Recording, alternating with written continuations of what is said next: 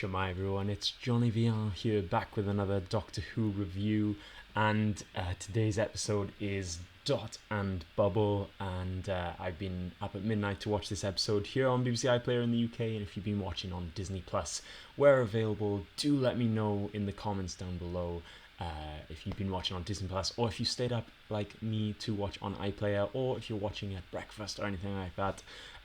Do let me know how you've been watching Doctor Who in the comments. If you've been watching these reviews, you'll know that the first part will be spoiler free, so if you haven't watched yet, I'll give you spoiler warning when I'm going to talk about more of the plot. But as always, the first part will be spoiler free. So, Dot and Bubble, what do we think of this? Well, there's definitely a lot to unpack in this episode. I think that it was not what I was expecting in the second half of the episode, but basically you have some interesting characters.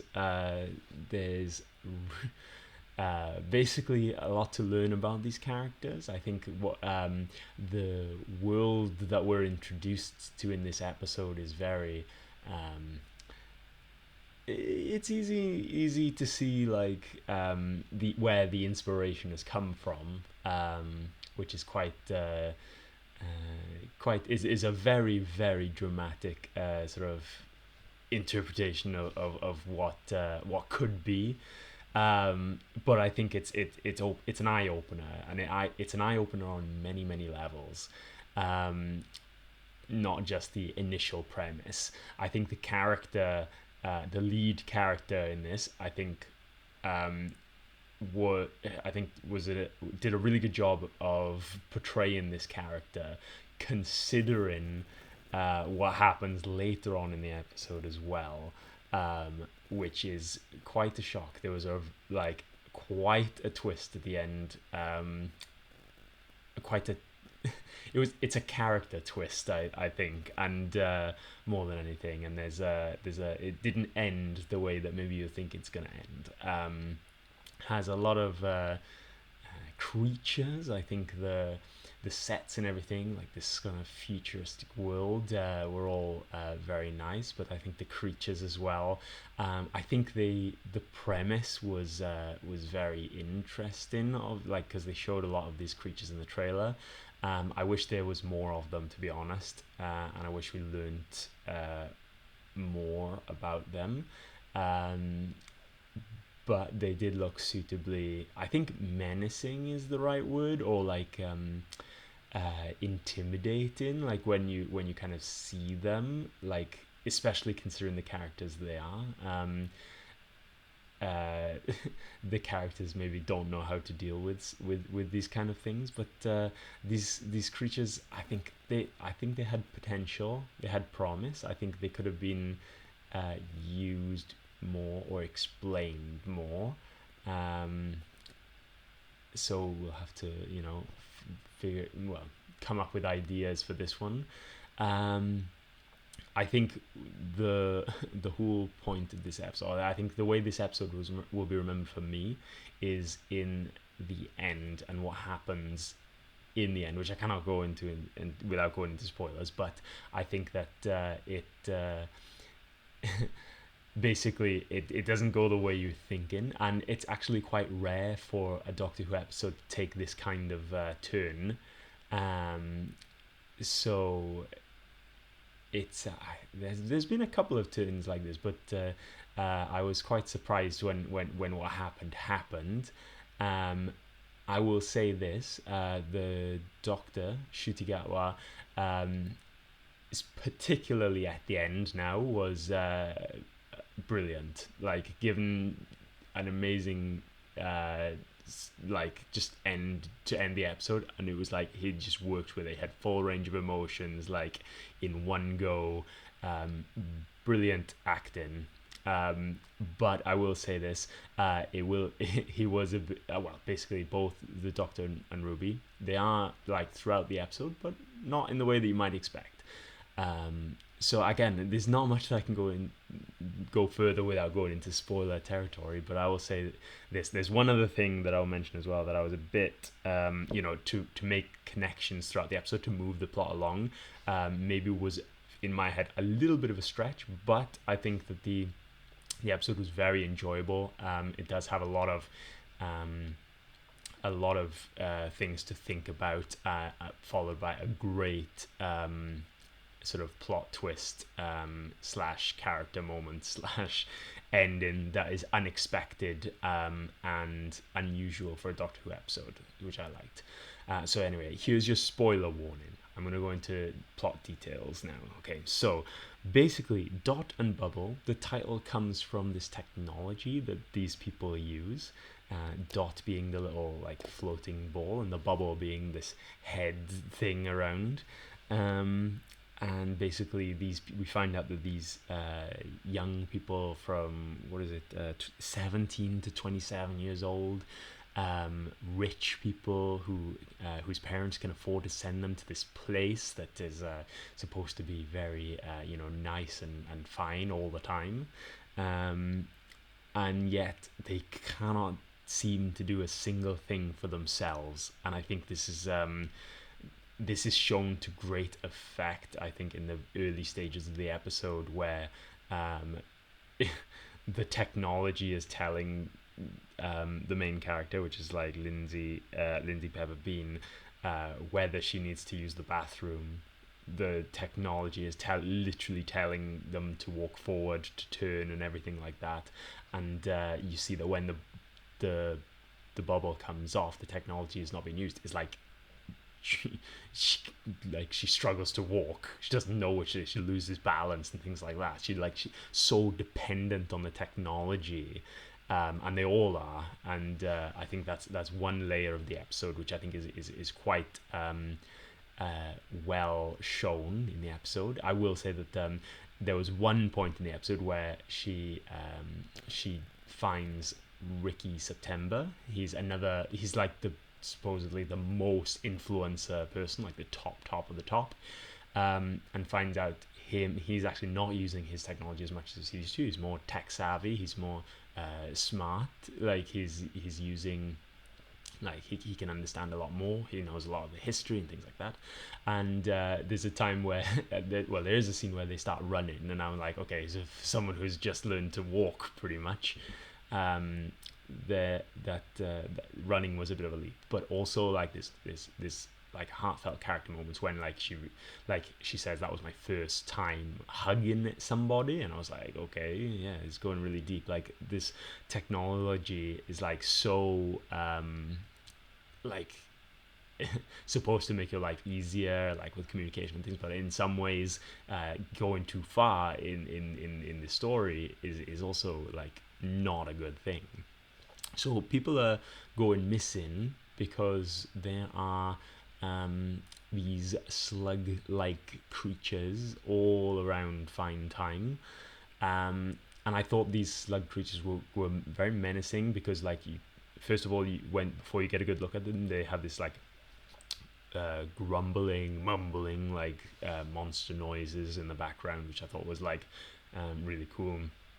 Particularly as well when they you take the when she takes the bubble off and looks like she can see one right there, and they're not fast, they are slow, they are like slugs, but there's a lot of them. And I think the best use of these is when like she goes actually walking around exploring, and you can see them everywhere, like on the street, just like moving around slowly, and there's lots of them. And people are getting eaten by them, and the doctor warns, like, you need to see through the bubble, because otherwise you might just walk into one and get eaten. So I think these creatures, they look cool. I thought this was really cool, and they did some filming in Wales, and so there was some weird photos that came from set that we knew what these creatures were coming. But what I'm disappointed with is that they weren't used more, or we didn't learn more about them, in the sense that, like, what are they called, why were they made, how were they made, that kind of thing, especially because that becomes a part of the plot. So I would say that I'm disappointed that basically once they had had their time and it was there was nothing much more. So this is again I think the main thing that I have with this episode is the bit where she finds Ricky's member and they go in to find the tunnels underneath where they can escape. And in this section, she has the bubble, and she's like, okay, who's dying? Why are some people being killed and some people are not? And eventually, the Doctor works it out that people are being eaten alphabetically. And then, so this is the thing. This is the train of thought. It was people. He figured out that people were dying alphabetically on Fine Time, which means that these creatures, these slug creatures, didn't get in from outside the outside world, outside of that bubble. So they must have been created, and what could have created them? And then he makes a jump to connect to the dot, which is the technology and how the technology has learned to hate them. I think this is a bit of a stretch in the story. Like, it's to push the story onwards, but I think to make this jumps is not entirely intuitive. But it turns out to be true. Okay, fine. The story progresses. It's pretty cool though, because like we get then one of the most merciless, cold-blooded things to happen in Doctor Who recently, and she's next on the list.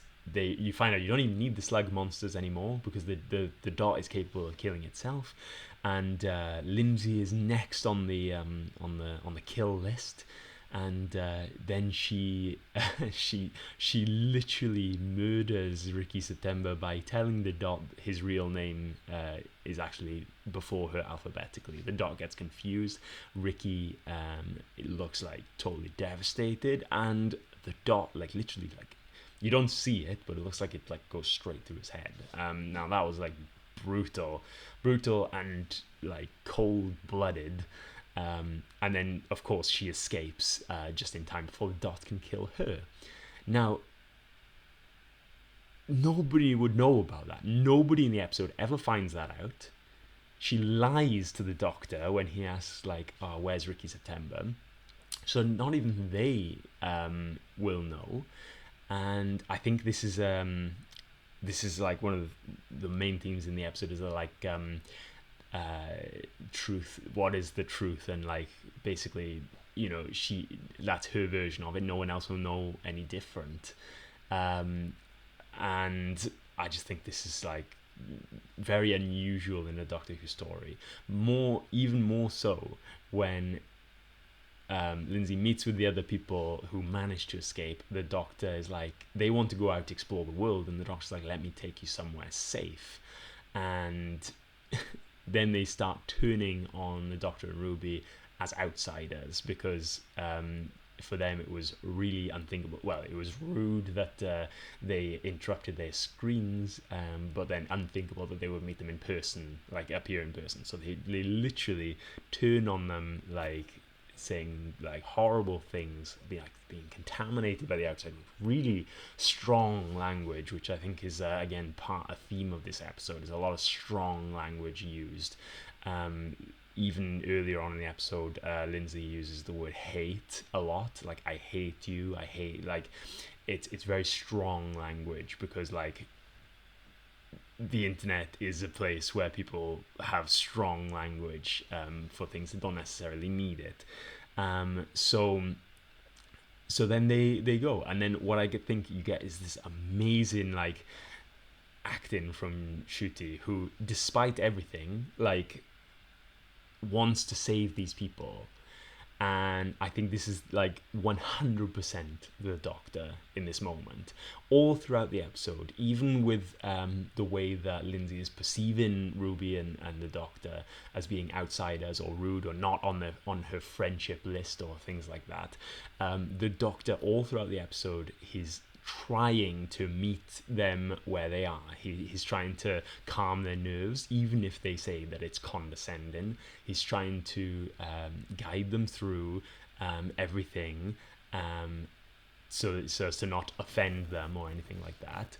And then right at the end, she completely gets away with killing Ricky September, turns on the Doctor and Ruby, goes off on their own, and the Doctor's like, "Let me save you," and that's like, he like laughs at the absurdity of the situation. He screams. Man, that bit was like fully the Doctor. He's genuinely, and like, so mad that he couldn't save these people, even though they they literally just treated them really badly. I think there's so many layers in this. I think the way that they have all of these like dealings with like the technology, the dependence on the technology, and the twist at the end. I think that first of all is the dependence on the technology, the use of strong language, strong opinions, the way that sort of truth is altered. Like, so for example, when she says like, "Oh, Ricky told me this, so I believe it because he has the most followers, he has the most influence, he has the most followers." So then what he says, she takes on board super easily, whereas the Doctor spends a whole episode trying to get through to her.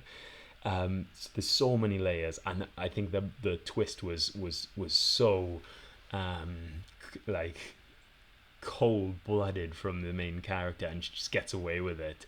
I think it's unusual in a Doctor Who episode, but it's fresh and it's refreshing to see that. Because it's like unpredictable, it's not like the usual everyone's happy, everyone gets saved. It's complex. There's characters that are complex, and I think Doctor Who needs more of this. I hope there can be more of this.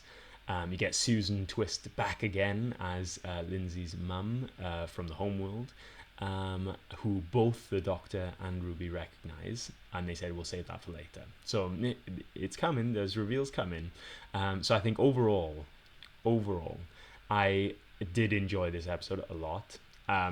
I thought that the layers of this episode, the stories, like the undertones that it's telling, were very good. I think the twist, the character twist with Lindsay, the main character of the episode, was one of the most unexpected things that we've had in a Doctor Who episode for a while, and we'll definitely prefer to have more of that. And I think that if my one thing of this episode, it would be that the creatures could have had more time, and there was one jump in the narrative that I thought was kind of too quick just to progress the story onwards. But then comes the twist, and that I wasn't expecting that.